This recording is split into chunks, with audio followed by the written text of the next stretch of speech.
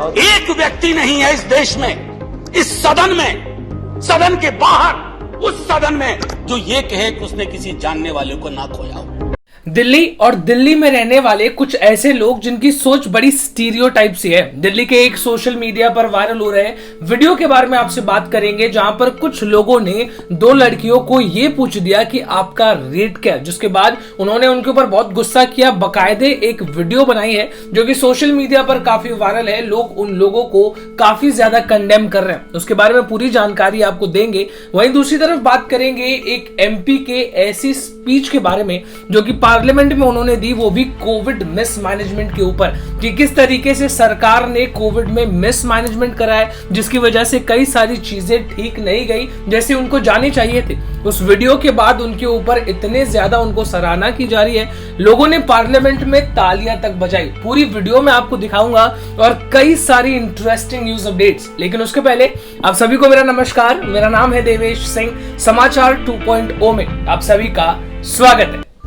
आज शुरुआत करते हैं। सबसे पहले बात करेंगे दिल्ली के उस वीडियो के बारे में जो कि फिर से एक बार वहीं पर उंगली करता है जहां पर यह लिखा हुआ है कि दिल्ली किस तरीके से महिलाओं के लिए सेफ नहीं है। नॉर्थ ईस्ट में रहने वाली दो लड़कियां जो कि दिल्ली में स्टूडेंट है, अचानक से रात को लगभग 10 बजे के करीब वो रोड पर खड़ी रहती हैं, कैब का इंतजार कर रही होती हैं और अपने एक दोस्त का। तभी एक group of middle age man यानी कि लगभग 30-40 साल की उम्र वाले लोग वहां पर मौजूद होते हैं और उनमें से एक आदमी उसको पूछता है कि तुम्हारा रेट क्या है, यानी कि व्हाट इज योर रेट। जिसके बाद उन लड़कियों ने तुरंत उस पर रिएक्ट किया और उनसे तेज आवाज में बात करना शुरू कर दी कि आपने हमसे ऐसे सवाल कैसे पूछे या आप ऐसा सोच भी कैसे सकते हैं। फिलहाल उन लड़कियों ने यह भी बताया कि आसपास जितने भी लोग खड़े थे वो सिर्फ देख रहे थे, कोई भी नहीं आया हमको बचाने। ना तो उन्होंने ये बोला कि तुमने इस तरीके से इन लड़कियों से कैसे बात की। जब वहां पर एक पुलिस वाला आया तो उस पुलिस वाले को इन लड़कियों ने कंप्लेंट करा लगभग रात को 11:30 बजे के करीब, तो वो पुलिस वाला भी हंसकर वहां से चला गया। आगे बढ़ते हुए कुछ देर बाद उन्होंने एक और पुलिस वाले को बोला तो पुलिस वाले ने उन लड़कियों से पूछा कि क्या तुम डांसर हो। लड़कियों ने कहा कि हम डांसर नहीं हैं, हम स्टूडेंट्स हैं और हम आपकी वीडियो बनाने वाले हैं। अब ये सुनते ही पुलिस वाला वहां से भाग गया। मौके से भागने के बाद लड़कियों ने घर पर जाकर अपने एक वीडियो बनाया और उसको अपने इंस्टाग्राम पर डाल दिया लगभग 19 जुलाई के करीब। ये वीडियो जब सोशल मीडिया पर वायरल हुई तब जाके दिल्ली में वुमेन कमीशन ने इस पूरे मामले पर एक्शन लिया। उन लड़कों के खिलाफ, उन पुलिस वालों के खिलाफ भी एक नोटिस जारी किया है और उन लड़कों के खिलाफ एफआईआर दर्ज कराई गई है और उनको तुरंत के तुरंत अरेस्ट करने की वार्निंग दी गई है। इस वीडियो पर एक नजर डालिए।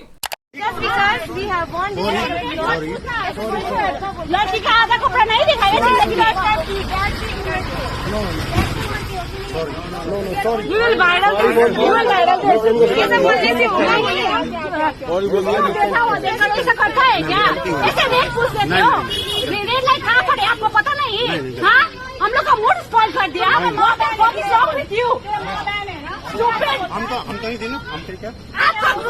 आपका ही ग्रुप का था, आप पूछ रहे हो रेट क्या है करके।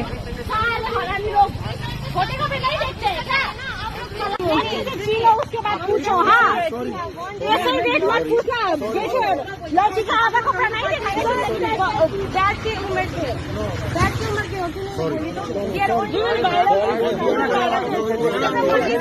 आगे बढ़ते हुए इंडिया पाकिस्तान के बारे में आपसे बात करते हैं। जैसा कि आप जानते हैं कल बकरीद का मौका था और पाकिस्तान और इंडियन आर्म्ड फोर्सेस ने आपस में 2019 के बाद पहली बार हाथ मिलाते हुए नजर आए, जहां पर इंडियन आर्म्ड फोर्सेस ने पाकिस्तानी आर्म्ड फोर्सेस को गिफ्ट यानी कि मिठाइयां और कई सारे तोहफे दिए बकरीद के मौके पर। 2019 के बाद लगभग 2 साल हो गए इस बात को जब इंडिया पाकिस्तान की आर्मी ने इस तरीके से एक दूसरे के सामने हाथ बढ़ाया।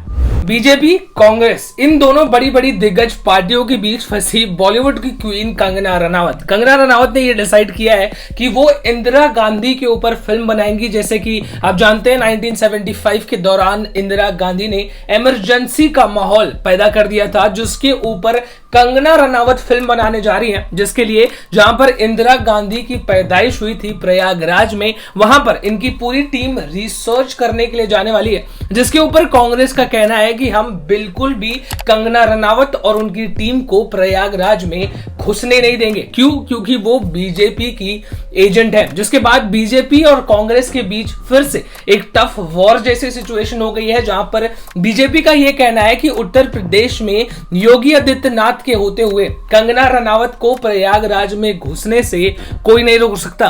बीजेपी का इस पर यह कहना है कि जब भी कांग्रेस इमरजेंसी का हल्का सा नाम तक सुनती है तो उनके रोंगटे खड़े हो जाते हैं, और अब तो इसके ऊपर फिल्म बनने जा रही है तो शायद उनको इस बात से तकलीफ होगी कि वो एक्सपोज हो जाएंगे फिल्म में कि किस तरीके से इमरजेंसी को जबरदस्ती हिंदुस्तान में लाया गया था और उसके इफेक्ट्स हिंदुस्तान पर किस तरीके से पड़े। रोड रेज की एक ऐसी वीडियो मैं आपको दिखाता हूं जिसको देखकर आपको विश्वास नहीं होगा। इस बात पर कोई क्लैरिटी नहीं है कि ये वीडियो आखिर कहां की है, लेकिन कल से सोशल मीडिया पर ये वीडियो राउंड्स लगा रही है, मेरी नजर में आई।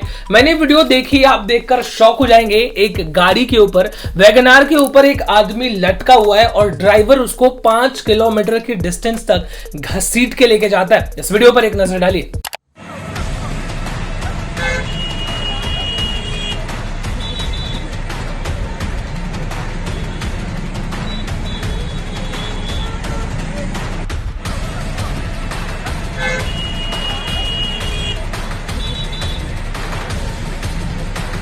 केरला से बिलोंग करने वाले 6 महीने के बच्चे के साथ हुए हादसे के बारे में मैं आपको बताता हूं। ये 6 महीने का बच्चा 18 करोड़ रुपए की दवाई का इंतजार करते करते हॉस्पिटल में अपना दम तोड़ देता है। उसी हॉस्पिटल में ये पिछले 3 महीने से अपना इलाज करवा रहा होता है। इसको एक्चुअली एक बीमारी है जिसको कहते हैं SMA, स्पाइनल मस्कुलर एस्ट्रोफी।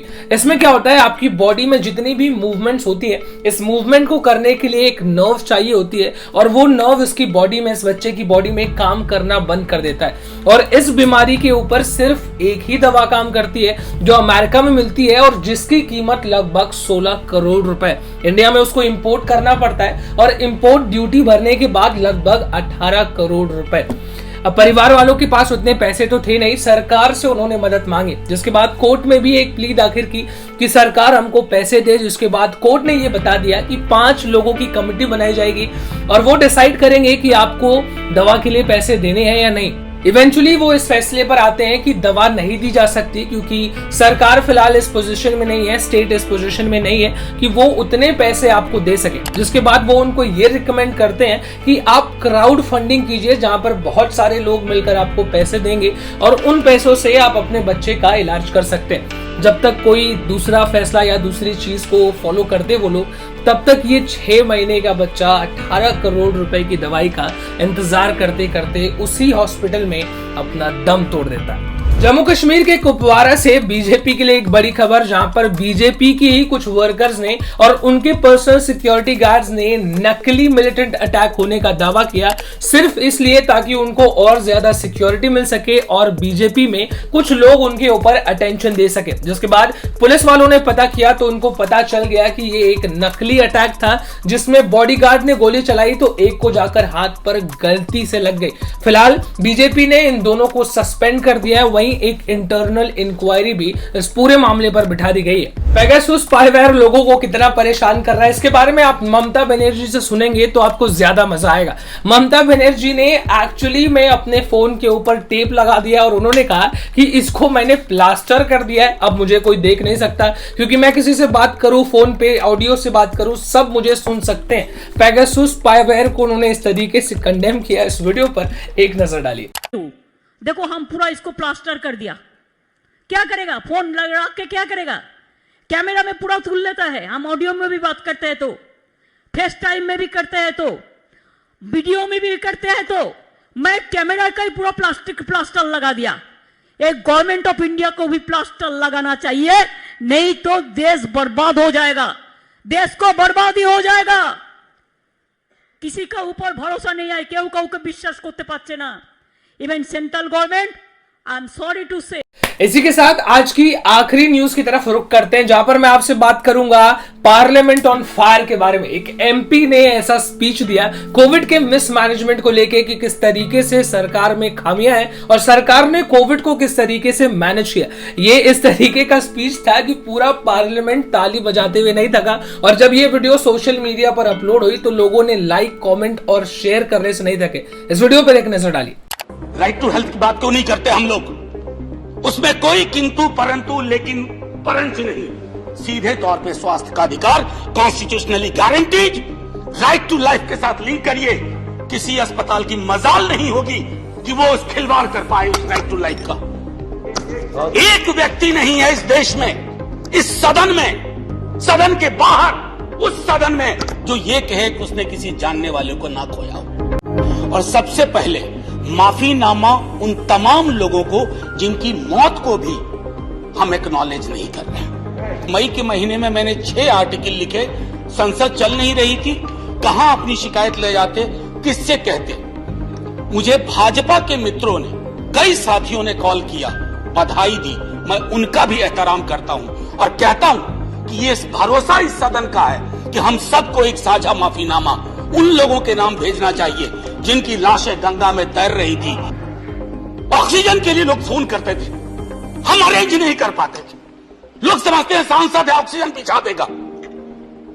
100 फोन में पूरे दिन में शाम को बैठ के देखते थे, सक्सेस रेट 2, सक्सेस रेट 3। हमको कौन सा आंकड़ा कोई बताएगा साहब? हमको नहीं चाहिए, किसी आंकड़े की बात नहीं करनी है। हमें देखना है कि जो लोग गए वो जिंदा दस्तावेज छोड़ के गए हैं हमारे फेलियर का।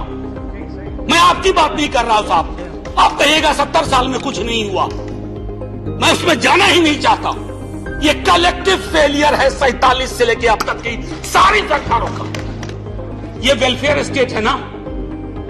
एक साबुन की टिकिया अगर कोई गरीब गांव में खरीद रहा है ना सर, तो अडानी अंबानी के बराबर का करदाता है। आप उसको कह रहे हो मुफ्त वैक्सीन, मुफ्त इलाज, मुफ्त राशन। नहीं साहब, कुछ मुफ्त नहीं है, उसका स्टेक है। इस वेलफेयर स्टेट का कमिटमेंट है, उसको आप डिनाग्रेट मत करिए, डेमोनाइज मत करिए, उसे बौना मत बनाइए। ये आग्रह है मेरा। बहुत बड़ी बड़ी बातें नए नए कानून की हो रही है। राइट टू हेल्थ की बात क्यों नहीं करते हम लोग? राइट टू हेल्थ, स्वास्थ्य का अधिकार, उसमें कोई किंतु परंतु लेकिन परंच नहीं। सीधे तौर पे स्वास्थ्य का अधिकार constitutionally guaranteed, right to life के साथ लिंक करिए। किसी अस्पताल की मजाल नहीं होगी कि वो उस खिलवाड़ कर पाए उस राइट टू लाइफ का। करना नहीं चाहते। राइट टू वर्क, उस पर काम करिए। पॉपुलेशन को लेकर के बहुत बातें हो रही हैं साहब। डेमोग्राफी को डेमोग्राफर्स को छोड़ दीजिए, बड़ा संश्लिष्ट विज्ञान है, लेकिन ये हम कर सकते हैं इस सदन और उस सदन में। Right to life, right to work पर लेजिस्लेशन लाइए। अगर गंगा में तैरती लाशें, सर जिंदगी में डिग्निटी चाहिए, मौत में उससे बड़ी डिग्निटी चाहिए। हमने अनडिग्निफाइड डेथ को विटनेस किया है, और अगर हमने इसको दुरुस्त नहीं किया सर, आने वाली सदियां माफ नहीं करेगी। आप बड़े बड़े इश्तेहार छपवाओ, अखबारों के 4 पन्ने रंग दो, फलाना थैंक यू सर, इतिहास को थैंक यू कहने का मौका मिलना चाहिए। वीडियो आपने देख ली। इन एमपी साहब के बारे में आप क्या सोचते हैं कमेंट सेक्शन में लिखकर जरूर बताइएगा। इसी के साथ आज की न्यूज अपडेट्स में बस इतना ही। कल आपसे फिर से मुलाकात की जाएगी, तब तक आप इस चैनल को सब्सक्राइब कर लीजिए। This is me Devesh Singh signing off. जय हिंद।